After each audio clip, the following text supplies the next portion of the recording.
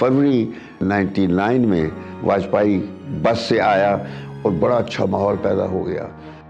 इतना अच्छा हो गया कि फैसला भी कर लिया कि कश्मीर पे बातचीत एक्सेलरेट करेंगे। तो हमें कारगिल की खबरें आनी शुरू हो गई।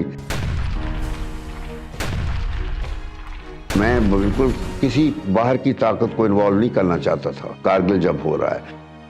इस दौरान हमारे दरमियान भी ऐसे बंदे होते हैं जो अमेरिका के साथ मिले हुए थे। मुशर्रफ ने भी कह दिया था अमेरिका को कि तुसी पै जाओ बिच। मैं नवाशी के मॉडल टाउन में यहाँ घर गया तो वहाँ फैक्स आया।